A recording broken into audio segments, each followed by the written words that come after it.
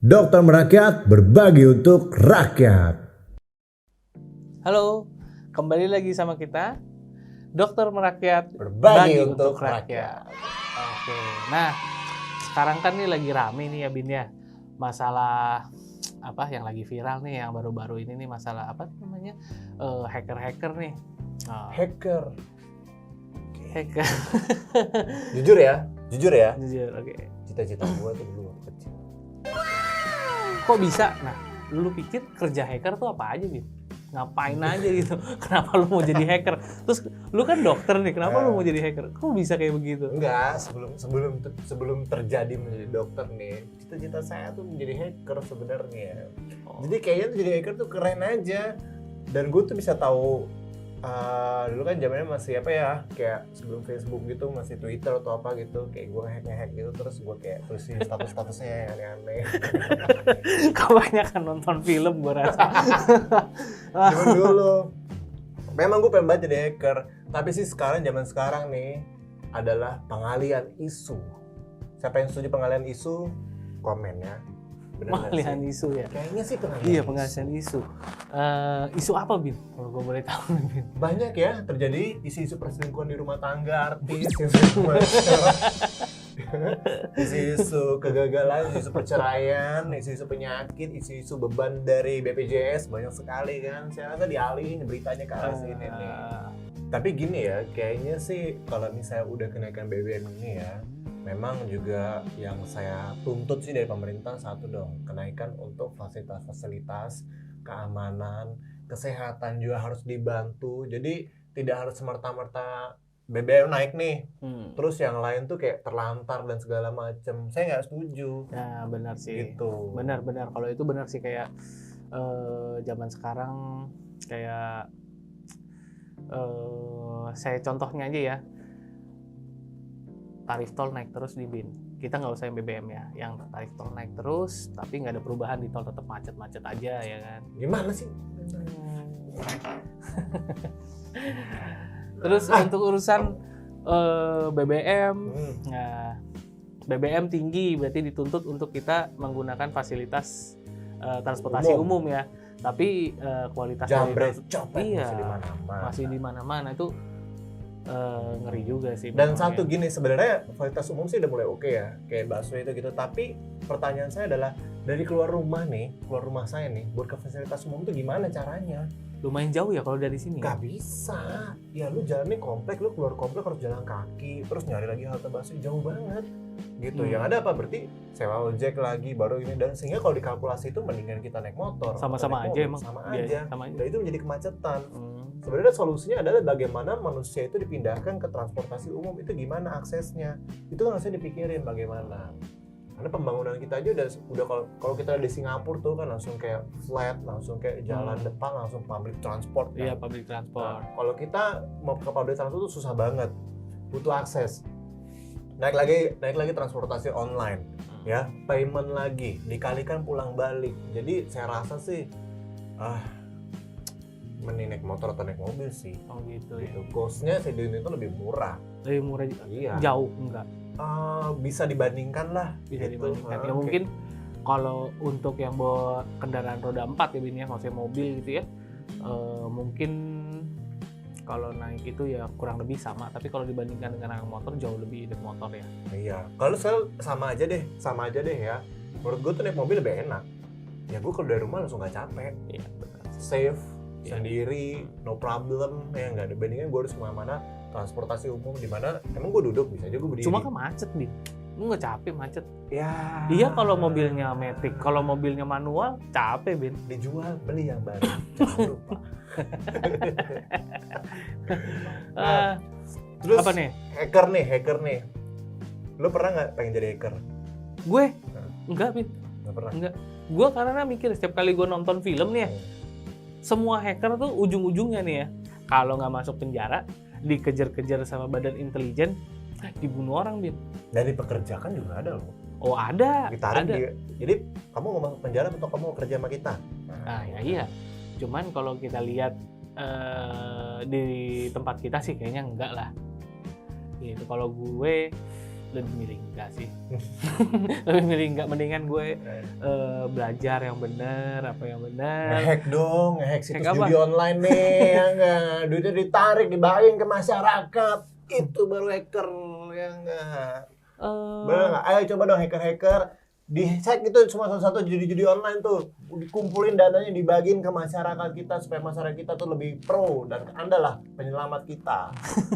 Bener loh, itu Anda dapat pujian tuh satu Indonesia. Setuju nggak sih? Judi online ya, sama kayak Robin Hood dong.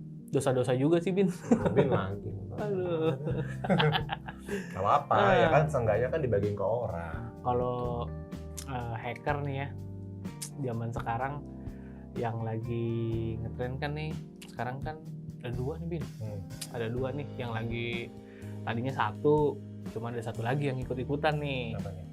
Jadi kejar-kejaran ya kan nih, saling ngehack. Apa saling ngehack? Jadi kalau lu tahu yang lagi rame kan hacker ini namanya Bjorka. Oh, yang lagi apa katanya ngambil data pemerintahan nih, data. Terus ketangkep tuh orangnya di mana? Di Jawa, di Cianjur, di mana sih? Oh iya, udah ditangkap. Iya, namanya siapa gitu? Rifki. Iya, benar-benar ada itu. Iya, ada itunya.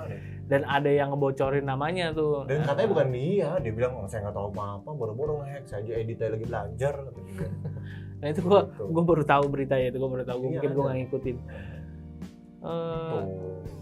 Terus juga kalau misalnya kayak hacker nutupin kenaikan BBM, juga harusnya sebenarnya kenaikan BBM kalau bisa dicegah nih, bahan-bahan pangan yang lain-lain nih kan biasa ikut-ikutan naik tuh. Nah itu, tapi pendapatan masyarakat Indonesia tidak naik sama sekali. Gimana tuh? Sebenarnya gaji segitu aja.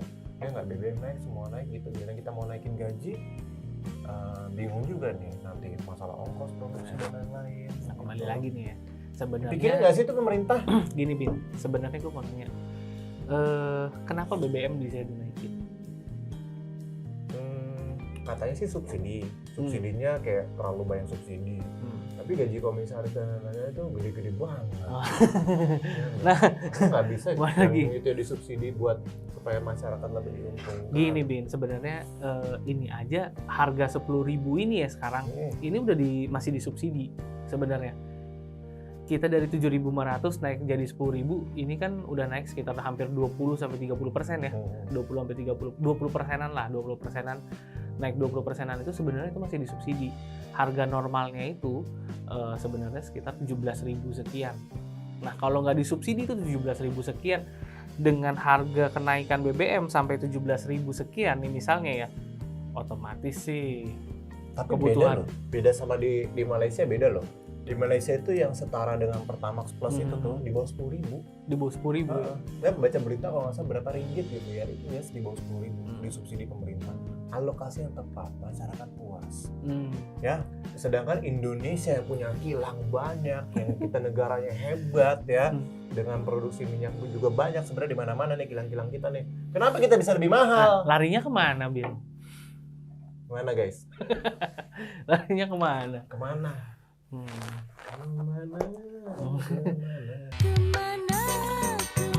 Nah itu jadinya kan sebenarnya kan kita juga nggak tahu. Jadi pertanyaannya apa, jawabannya apa, kita juga nggak tahu. Sebenarnya pemerintah harusnya menjawab semua pertanyaan dari masyarakat. Ya, dibalik kenaikan BBM ini, dibalik hacker ini, semuanya juga harus tahu, transparan dong gitu. Nanti percuma ditutup-tutupin ya. Saya lebih setuju adalah dari the power of netizen. Jangan sampai the power of netizen yang membuka semuanya. Itu guys. Jadi harus terbuka ya semuanya, transparan. Jangan kita dituntut pembayaran pajak dan lain-lain, kita harus melakukan kewajiban kita sudah lakukan nih. Hak kita untuk mendengarkan transparansinya bagaimana nih? Benar nggak? Oke nggak? Dari kita naikin BBM nggak masalah, ya udah deh gitu. Kebutuhan pokoknya juga pasti bakal naik nih. Misalnya mereka naikin kebutuhan pokok, gaji kita juga harus dinaikin gitu. Jadi emang harus seimbang sih. Semuanya seimbang, jadi tidak ada tuh namanya inflasi dan yang lain-lain. Soal ekonomi lah. Saya nggak tahu apa ekonomi, cuma saya berbicara ya kalau misalnya salah. Gitu. Nah, jadi kalau hacker, memang saya cita-cita mau jadi hacker, dan saya masih bingung sampai sekarang. Pertanyaan saya hanya satu, belajarnya kuliahnya di mana sih? Iya, gue juga bingung ya, hacker tuh kuliahnya di mana ya? Terus katanya ada hacker kayak umur kayak 15 tahun tuh udah bisa nge-hack segala macam dan dia sampai ke situs-situs pemerintah gitu. Itu gimana sih caranya? Guys, ada yang tahu nggak sih gimana caranya? Nah, itu gue juga nggak ngerti sih, Bin. Kalau gue nggak ngerti banget sama yang bisa nge-hack kayak gitu, itu kayak gimana. Gue gaptek sih. Gue lebih tepatnya gue gaptek. Gue agak paham benar-benar kayak gitu. Atau ya, si anak muda itu adalah sebuah jadi sebenarnya ada nih orang tua yang ngerjain gini-gini, tapi untuk nge-show-nya nanti si orangnya ini nih, anak mudanya ini nih, gitu. Tapi sebenarnya behind-nya dari orang lain. Kayak bahasa sih afiliator, bukan ya? Pengalihan, kayak pengalihan juga ya. Sebenarnya mungkin orang lain, orang tua atau gimana gitu. Kalau menurut gue kayak 15 kita nggak tahu sih gitu.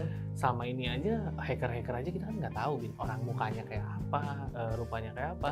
Contoh yang udah mulai ketahuan aja yang tadi lu bilang tuh ternyata akun Instagramnya kan langsung hilang, kabur gitu kan. Kita benar-benar nggak tahu sih mukanya kayak gimana. Iya, benar-benar nggak tahu. Jadi hacker gue juga ya iyalah. Semuanya yang cariin banyak. Apa ya. Nah, jadi gue rasa sih kurang setuju banget ya.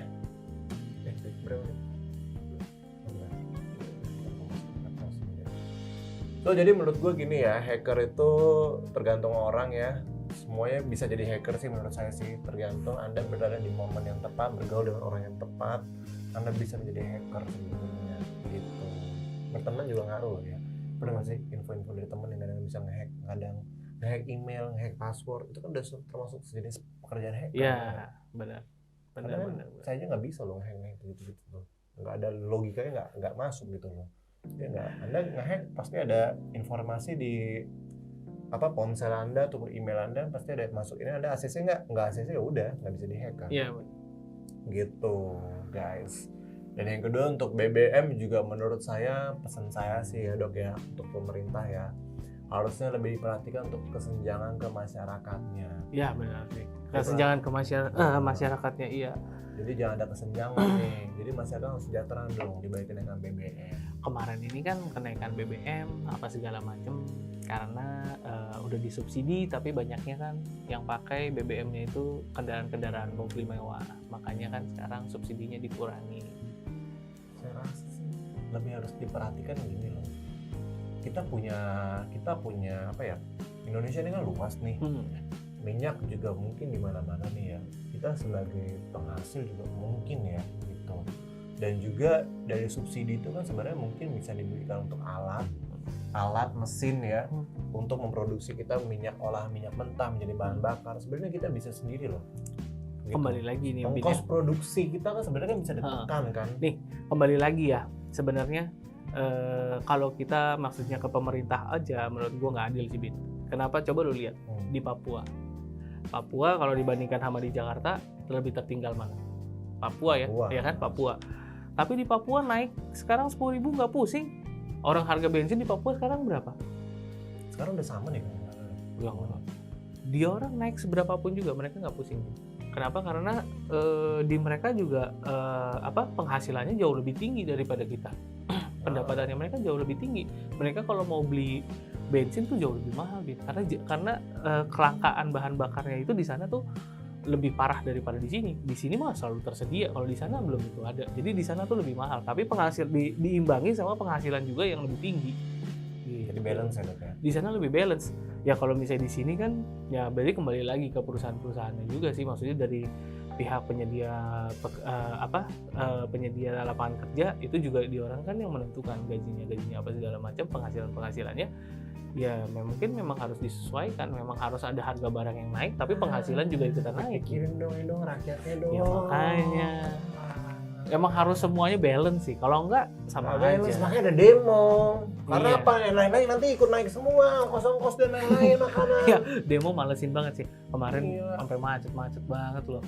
Ya, ya harusnya makanya sebelum dinaikin antisipasi udah naikin yang lain dong, antisipasinya maksudnya penghasilan kita nih per kapita harusnya dinaikin dong. Iya memang harus naik, memang udah harus naik.